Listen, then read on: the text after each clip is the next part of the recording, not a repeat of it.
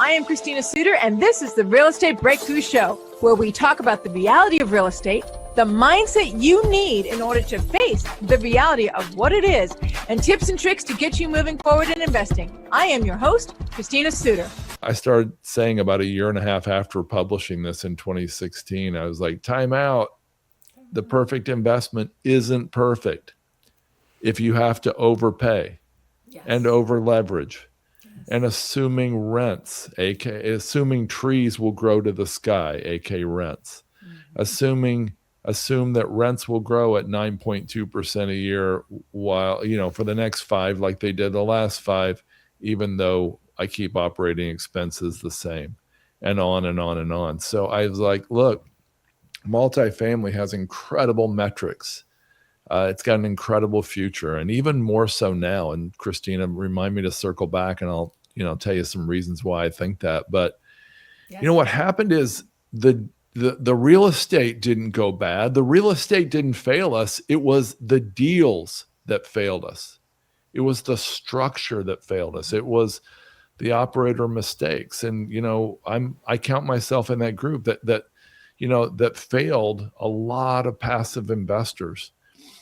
And when everything has to go right to make it work, it's probably a problem. When you believe that the 5,000 year low interest rates are going to have to stay, and that's a fact, by the way. They can go back to ancient Egypt.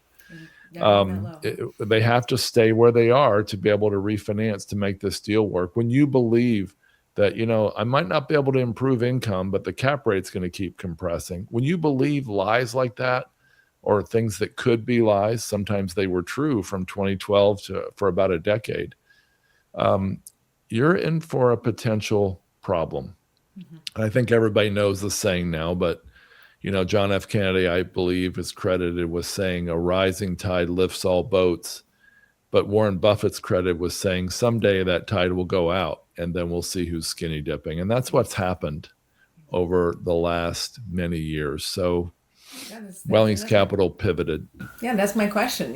Why capital stack positions may matter more in certain asset classes, but specifically in the last 2 years. Like why capital stack positions matter more in certain asset classes, and especially in this last 2 years. I think that's been really Absolutely. So talk to us. Yeah, so to kind of get to that answer, I'll tell you that we pivoted and we began focusing on different asset classes, asset types, manufactured housing, which I know you did a show about recently, and mobile home parks, and self-storage and other asset types that have a whole lot of mom and pop operators that don't have the knowledge or the desire or the resources to improve the parks or improve their assets, increase income and maximize shareholder value. We started pivoting to those, and we did those for 5 or 6 years. But then we said, and then 2022 happened, of course, and as 11 interest rate hikes in 16 months caused a lot of problems. And I don't have to review those now. I just hinted at all those 5 minutes ago. What have you seen in that position is the position in the capital stack that you guys chose because it sandwiched you between those lowest returns but highest amount of quote unquote assured pay, which is the loan, and the equity, which might be the higher return but the highest level of risk, because as soon as money's lost in the deal, that's the first money lost in the deal. Right. So you took the position in the middle, which both gave you some control, like a loan, but also gave you return, right? So you took that space in the middle, which makes a lot of sense. How has that performed in the last 2 years of this increasing interest rates? Well, so we were, in 2023 and 2024, and maybe into the beginning of 2025, we were getting deals like a typical deal was 9% current pay plus 7% accruing compounding upside. And sometimes there might even be a point or two on the front end, but let's not count that. Let's just say there was a 16% total annual return. And people might say, well, I want to get a 22. Well, fine. But you might be looking at risk-adjusted return, which is what everybody should look at if they're a smart investor. Anybody can say, I'm projecting a 22% annual return, or they can say a 42.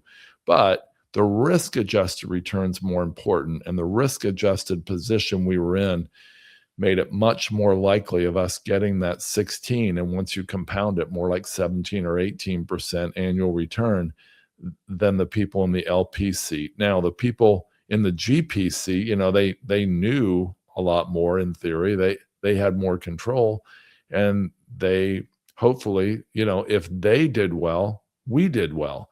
It might not be a grand slam, but I wasn't looking for grand slams at this point in the market. I was looking for some nice singles and doubles, which is, according to Warren Buffett, where you should always be anyway, just compounding those singles and doubles over decades. But it's done really well. I will say and I'm going to be very vulnerable here, I think we overestimated the capital stack position's power. And there was 1 or 2 times when out of those, let's say 10 deals, where we probably overlooked a few weaknesses with the operator. I won't say probably, we did. We overlooked a few weaknesses. And you can get the right asset with a mediocre operator, and the deal's going to perform mediocrely. So that's mediocrely a word? It is now. And so it's good enough. We understand what you mean. I think it is. My bobblehead says yes, it's a word. There's the bobblehead. Yay! There's the bobblehead. Yeah. I was looking So if you're listening, I'm sorry you missed that. But at any rate, some of those deals that performed, have not performed as well as we hoped, and they have cut into our principal. It has hurt us. And, what we also realized was the for sale rights, the management control rights, the budget approval rights. That was easy because we were holding the purse strings. But some of those other rights took a lot more effort than that you would think on paper to really jump in. So we were in a position once where we're like, hey, we should just take over this deal.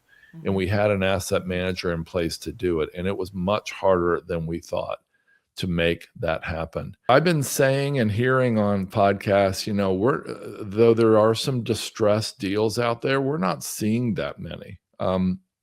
We've been harping for years on the power of buying from a mom and pop, but we've actually seen a couple institutional deals that sold, not mom and pops, but institutional deals that sold for reasons having nothing to do with the deal, with the real estate itself. Mm. One was a large fund that was closing out, and they sold a deal in Midland, Odessa, Texas for I think it was $51 million, and the appraisal, if I'm not mistaken, was like $65 million. And they just wanted to sell it quickly to somebody they knew would close. Mm-hmm. Another deal in Indianapolis we did that was somewhat similar, an institutional operator that they didn't want to refinance. They didn't have any more assets in that whole part of the country. And they said, hey, we just want to sell for reasons having nothing to do with this deal. And it was sort of an orphan deal, and all their other deals were in the Southwest, and except this one deal in Indianapolis. So we are seeing deals like that. I've been saying for quite a while, this would be the time to be in the 50 to maybe 80 unit range, mm-hmm. which is, too big for most local investors and too small to, flying under the radar of a lot of bigger groups. And so Christina, saying 5 to 50. I mean, yeah, I do obviously more than 50s as well, but that's, yeah. Yeah. Exactly. But I mean, if you're listening to this right now and you have an opportunity to invest with Christina Suter, you should really consider that, because Christina, you are in the right place to find these deals, and you are smart, you're experienced, and you are in the right place to find these distressed deals.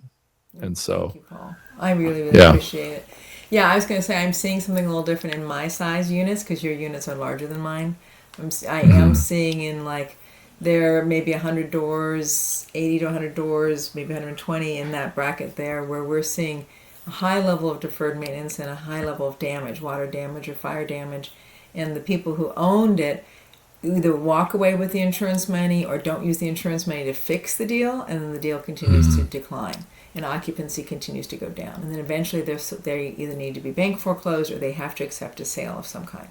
And so that's what I'm seeing, but that's also in these tertiary markets, right? I'm not seeing it as much in Indianapolis. I'm seeing it more in Oklahoma City and in Tulsa, Oklahoma. Like I said, I'm flying out Monday to go look at a property in OKC, Oklahoma City. It's got 30% occupancy right now and had some fire damage, right? And I'm seeing this is my fourth or fifth deal between Tulsa and Oklahoma City that has this similar scenario. Extensive water damage, extensive fire damage, and now they have a lack of occupancy because they can't maintain units or churn units in order to keep occupying them. We're now at a place where, you know, the experts tell us that there's up to a 5.9 million housing unit shortfall in the United States. But here's the amazing thing, Christine. I wish I could pull up a slide. Those same people tell us that within 9 years, by 2035, that 5.9 million unit shortfall will be 9.6 million. And if you think about it, I mean, it's going to be a terrible time to be a renter the next 10 years. Let's think about it. Number one, you've got housing, to buy a house right now, they say is, some people say 25, some people say 40. There's a few markets where it's 90% more expensive to buy than to rent right now. But let's say it's 40 or 50% higher. Some say $950 a month, almost $1,000 a month higher. So rents relative to home ownership are low and therefore will be probably forced upward. As the supply and demand shortfall continues, they'll probably be forced upward even more. Christina, how many people in their 20s do you know want to be home builders? I don't know any. And so I think the price of not only rental units, but just owned homes will go up as well. Materials continue to rise. Labor continues to be a shortfall. Immigration is kind of reversed somewhat. And so there's all these factors that are, no matter what AI does, there's going to still need to be housing for people. And so not taking that into account, I know you've had recent episodes on that. I would love to chat with you about that. But no matter what happens with AI or anything else, there's a need for housing. And 100 years from now, if the earth hasn't burned up, there's still going to be a need for housing. Yes. And so this shortfall is serious. And I think multifamily, single family, and especially workforce housing will be in very, very high demand. I know you recently did a show on mobile home parks or manufactured housing, and I can't think of a better place to be. Where else do you have no new supply, and some people say a increasing shortfall of a decreasing supply, I'm trying to say it, every year, but an increasing demand every year. And if AI does shut down a whole bunch of medium paying jobs, the demand's even going to grow higher. And so I've got to believe that, the 43,000 mobile home parks in the United States, many, many mom and pop owned and operated are going to be in massive demand. And so you asked where we want to be in more of that.